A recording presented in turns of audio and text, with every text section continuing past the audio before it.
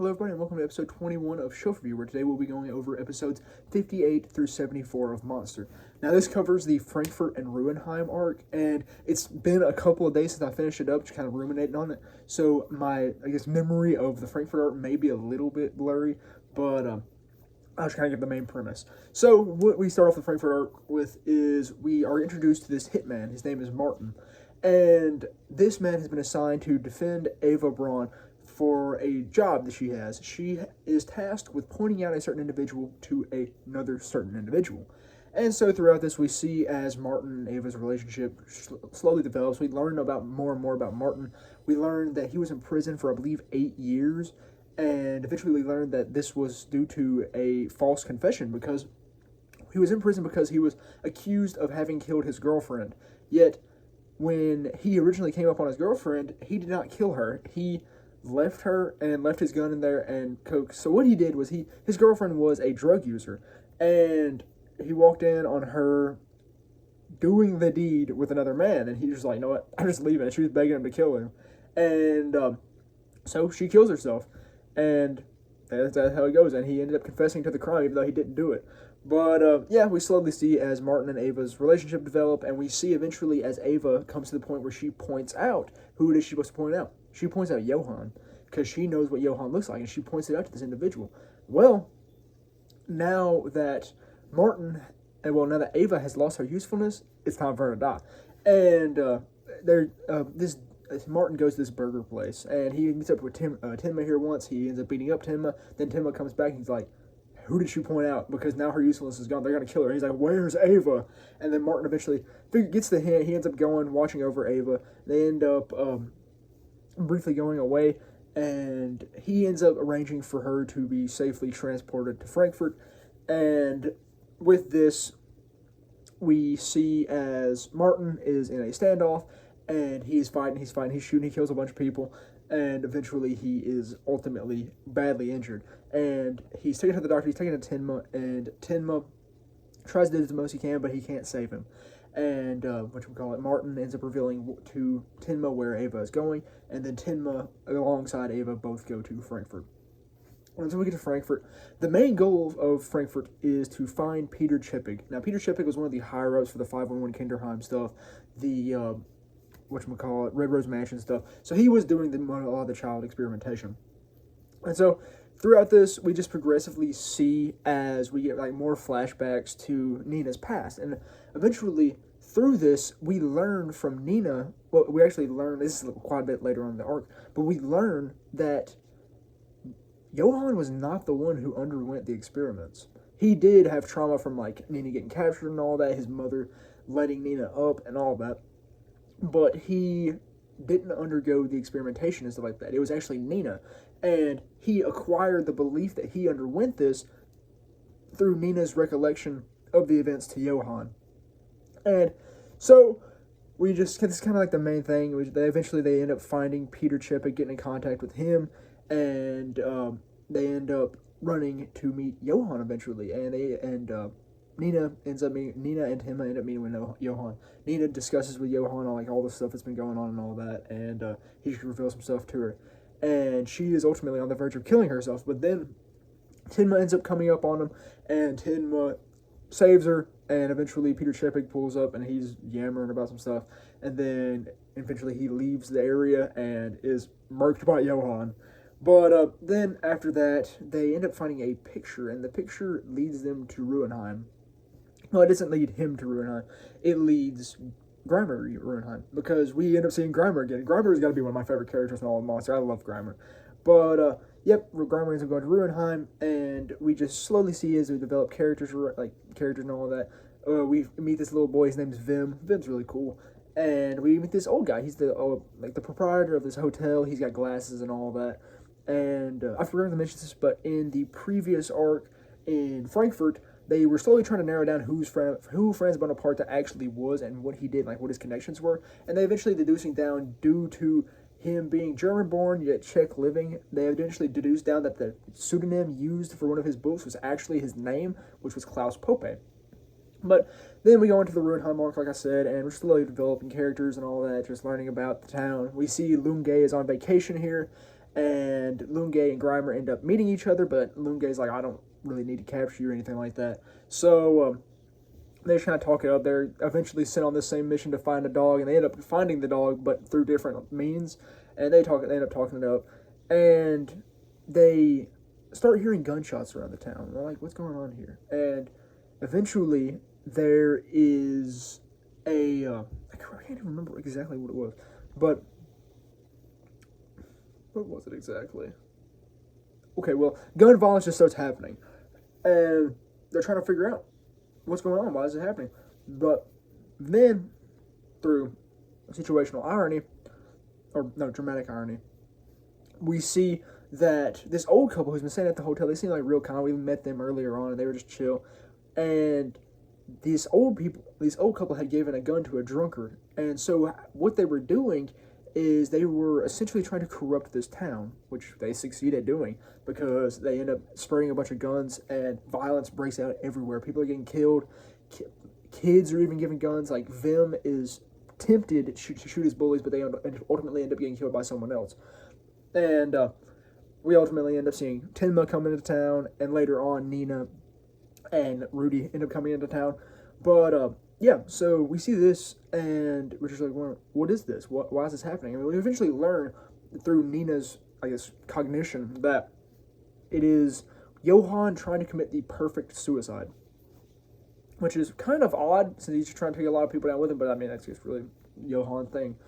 And so with that, we progress along, and we eventually learn because we meet this little like bartender cafe girl, and she talks with Grimer a couple times, and eventually she reveals to him that she's met the perfect man, because that's what she was wanting to do. She's wanting to meet a man and leave the city. And with that, eventually we learn this man is Roberto. Roberto has been in this town distributing guns to people, but also the old couple. And eventually Grimer and Lunge deduce down that this proprietor of this hotel isn't exactly who he seems. This proprietor is Klaus Pope, Franz Bonaparte, the overhead of all the stuff that happened to Johan and Nina. So this dude is a bad dude, but he seems really kind now. He's just super chill and all that. But yeah, eventually he's like, I just let me go out there and die, it'll end everything. And Grimer's like, I am not letting you die. You wronged way too many kids. So he's keeping them alive.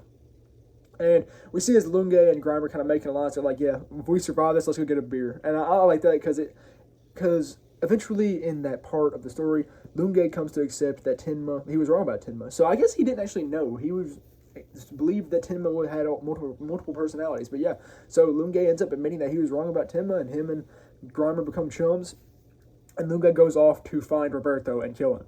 And at first, this is kind of like a not really necessary part of the story, but there was another old couple, and the wife had a gambling addiction, but she ends up winning the lottery. So her and her husband go out and buy. Well, her husband goes out and buy 3 guns. And okay, yeah, I remember. Okay, so the first person to be killed was this dude who made jams. I can't remember what his name was, but he made jams, and he was killed in his vineyard. And that was discovered, and then everything started going downhill from there. But yeah. So they end up buying some guns, and they let Grimer and Lunge use the guns since they are trained professionals. And Lunge ends up going to find and kill Roberto. Now Lunge, he gets there, and he's clearing the place out. But then eventually he gets to Roberto, and he's talking with Roberto. They're fighting and all that. And Roberto is eventually talking with Lunge, and he discusses how he was one of the people who was at 511 Kinderheim, and how the only thing he really liked about it, or the only pleasure he ever got out of it, was his hot chocolate, his weekly hot chocolate. Now, that may sound familiar because prior in the story, we see as Grimer talked about how he didn't even remember his own actual name. He just remembered the name of his friend and what his friend liked. And it was hot chocolate. It is revealed that Roberto was the friend that Grimer had at 511 Kinderheim. Now, that was a really cool reveal. I was not expecting that at all. I wasn't really expecting Roberto to be a participant in 511 Kinderheim. I know how he said he didn't really have a name, but like I didn't really know if that was going to allude to that. But yeah, it ended up doing that. So I actually had to learn a little bit there because I ran out of storage, so I had to piece these videos together. But yeah, so after we get the reveal of Roberto, then we move on, and we eventually see, like I said, Lunge and Roberto are fighting. Eventually, Lunge is able to best Roberto, but he's badly injured. And Roberto ends up besting him. And then we just see as Grimer goes about, and he is clearing out places, but eventually he's shot, and Tenma runs up on him, and it's too late, because Grimer, before he actually died, he ended up going into the Great Steiner, or the Magnificent Steiner, but consciously, and he didn't swap, so he ended up actually becoming the person that he could be, and he ended up, I believe, incapacitating, 5 people who were attacking, but yeah, he ends up getting them, and Tenma pulls up, and Grimer dies, sadly. Now, eventually, we find Johann. Now, Tenma and Nina and Klaus Pope, because Klaus Pope and Tenma are together right now, and they end up finding him. Them is with him occasionally, but yeah, they end up finding Johann. And this is the big standoff, because Johann has a gun, and Tenma has a gun. And eventually, we see Roberto pull up, and they're like, oh, Roberto's there. He just straight up dies, because he bleeds to death. But, yeah, so Roberto falls over, and Tenma and Johann are in a standoff, and they're waiting, they're talking, and Johann's like, he does a little hear thing, and Tenma, he can't shoot him, and Nina's telling him not to shoot him, but, yeah, so we have the standoff, and Klaus Pope is like, just let me die. He's like, no, you cannot die yet. But, yeah, so standoff, and Johann gets shot. Johann did not get shot by Tenma. So who ended up pulling up and shooting him was Vim's drunk dad, who was one of the first people to be given a gun after he had been to his bar and saw a bunch of people got slimed out. He ended up walking along the way, sees Johann, who he sees as a monster, trying to kill Vim, and he shoots him.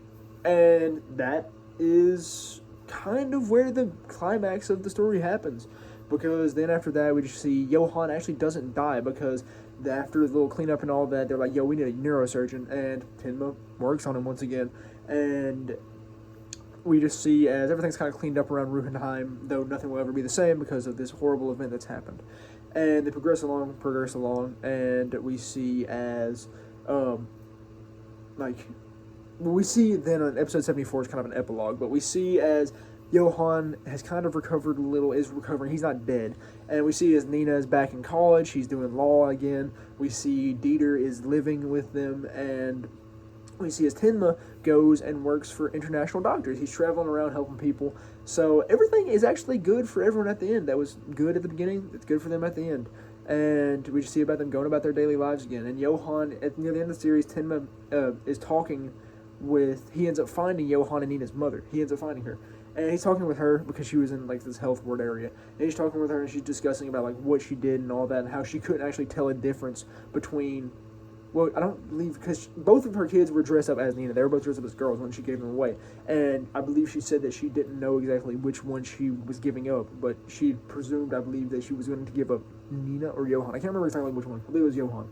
But, yeah, that's revealed. And then Tenma goes and meets, he doesn't meet since Johann's still unconscious, but he goes and watches on Johann, and he has a brief, hallucination of Johann getting up and, which one of us did she mean to kill? And it's actually all just hallucination. Johann's still just laying in the bed unconscious, comatose. And, yeah, then we see as the last scene, and it's back in Johann's room. Johann is not in the bed, and the window's wide open. So, I was actually kind of disappointed with the end of Monster, because, I was really wanting my theory. I mean, I know it's quite biased, but I was really wanting my theory to be. I was hoping that Johann would kill Nina. And I feel as if Johann is getting free. Yes, it is a testament to the theme of the show, which is humanity and humility, to take care of others and to give people second chances. But Johann did not deserve a second chance, especially after what he did in episode 49 to that little boy. Yeah, no, I do not believe Johann was really redeemable, yet he was still allowed to live. Tenma still worked on him, but Tenma's a good guy. Tenma's a better man than me, because I wouldn't have worked on Johann again, especially since Tenma witnessed, he wasn't there when it happened, but he saw the aftermath of how the boy was after all the events. So yeah, I was really hoping that Johann would end up killing Nina. And, I mean, when it comes to the memory stuff, that theory is still kind of right. It still kind of follows the Nameless Monster story, because in the end, the Nameless Monster so it's really just, the Nameless Monster does end up taking on the other monster. He ends up consuming her, because throughout, technically it happened earlier on though, because we see as, this was before the kids didn't have a name, but it's still, well, they just didn't have a name from birth because it's shown that they weren't given names and they weren't allowed to have names when they were born because they're part of a big eugenics program and all that. But, so yeah, it could technically be perceived as true because Nina was the monster with a name and Johann was the one without, well, not with a name, but satisfied without having a name. Johann, the one who wasn't satisfied. And Johann consumed Nina through her memories that she regurgitated to him, and therefore Johann became her. He took her, not really name, but took her person. And so that, I mean, that can kind of, I might just be trying to put the square in the not the square in the rectangle hole, but the square in the triangle hole, since I want my theory to be right. But I believe that's actually kind of like feasible. So, but yeah, like I said, I was really hoping Johann would have died. I was hoping that Nina, or I was not really that Johann would have died. I was hoping that Johann might have killed Nina, or Tenma would have killed Johann, because that would have shown crazy character development on Tenma's side. But it wasn't the development of the story. I realized that Tenma was never supposed to kill Johann because we don't see Tenma really grow as a character because we see him remain the same good person and strifeful when he believes he's killed people and stuff like that, because I don't believe Tenma actually ever ends up killing anyone, like, completely, because Roberto ends up surviving and all that. But yeah, so that is the end of Monster. Like I said, a wonderful series. I wish it would have ended a little bit more dark, but yeah, like, I wouldn't say it's, like, up there, because, like, my two favorite anime of all time are Attack on Titan and Death Note. And when it comes to terms of, like, I guess, psychological thriller, nothing's going to beat Death Note, in my opinion. Like, Code Geass, that show's garbage. The first season's okay, but, like, it's nowhere near Death Note. I heard people saying, oh, it's near Death Note, it's near Death Note. No, Code Geass is not that good. The first season, I'd watch it. Second season, might as well drop it, because it's not really good at all. It just becomes fan service, like, o'clock. But, I would rank Monster.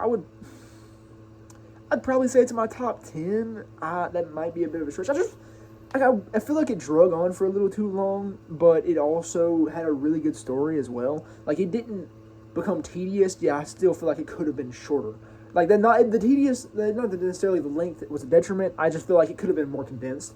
But I probably should have just read the manga, but I couldn't. Like I said, couldn't find the manga volumes.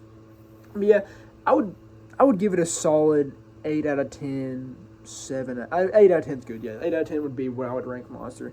Because, like I said, it was really good. It just didn't live up to the hype that I'd seen for it. Because I'd say, like, oh, one of the greatest of all time. I mean, it has some of the greatest sales of all time for a manga. But, yeah, really good. Would recommend Monster to anyone. So that is for Shelf Review episode 21, I believe. So thank you very much for watching.